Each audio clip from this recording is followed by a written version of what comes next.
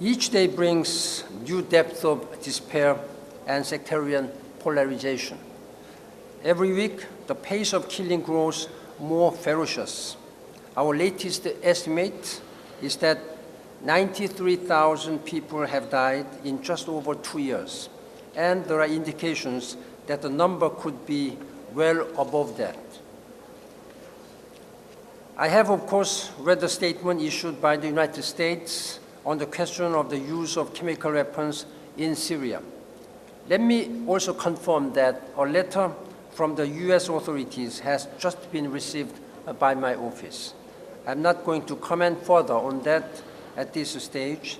It is, of course, up to the member states concerned to decide on what information it releases.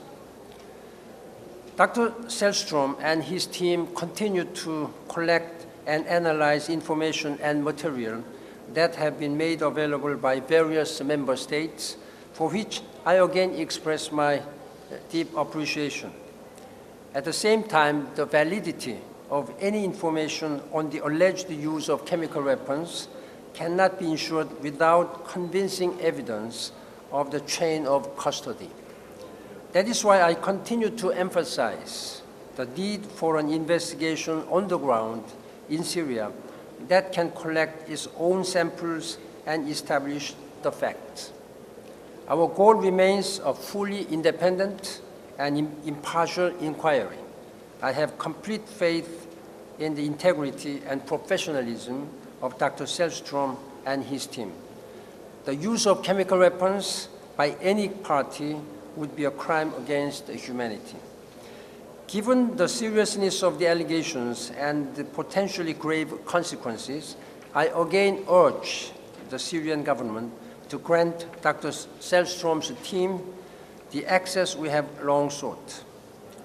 Let me stress two final points. First, there is no military solution to this conflict, even if both the government and the opposition and their supporters think there can be.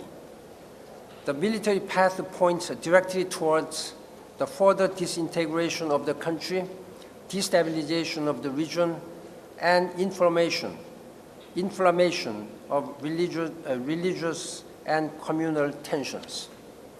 The worsening of the conflict is also making the delivery of urgent humanitarian assistance much more difficult.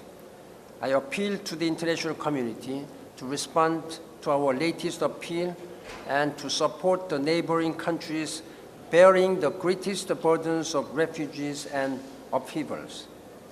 Second, the suffering of the Syrian people makes a political solution all the more important. A special joint representative, Brahimi, and I continue to push for a negotiated transition and to get the parties to the table in Geneva as soon as possible. All countries involved must uphold their responsibilities to seek a resolution of this tragedy. Finally, let me say a word about Sudan. According to reports from the UN Interim Security Force for Abyei, 2 shells hit the headquarters of the Joint Border Verification and Monitoring Mechanism. I condemn this shelling, which killed 1 peacekeeper and injured 2 others. I offer condolences to the family and government concerned. I urge the government of Sudan and SPLM North to immediately cease hostilities and resume ceasefire negotiations. Thank you. First question, Pam, and then Ali. Thank you very much. Mr. Secretary General, what do you believe is the impact on the peace process of the U.S. decision to send military aid to Syria, and have you made any progress on getting the rebels to the Geneva proposed negotiations? Thank you. United Nations, and particularly I have been making consistently clear that providing arms to either side would not address this current situation. There is no such military solution. Only political solution can address this issue sustainably. Therefore, stemming this flow of arms into either side would not be helpful. We are still working very hard with the concerned parties to facilitate this U.S.-Russia initiative to have peace conference, Geneva II conference in Geneva as soon as possible. Another meeting, trilateral meeting, will be held, as you know, on June 25th, and we will see. But in between, we are continuing to discuss and consult with the parties concerned. So Ali, this will be the last question. Thank you, Mr. Secretary General. What's your comment on Hezbollah direct involvement in the war in Syria? And do you think that this involvement dragged Lebanon, in fact, in reality, to this war? Thank you. The open engagement of Hezbollah into this Syrian crisis is a very, very worrisome. I have been urging all the parties concerned that there is no such military solution. And it has been impacting the neighboring countries, particularly Lebanon. And I'm deeply concerned about this.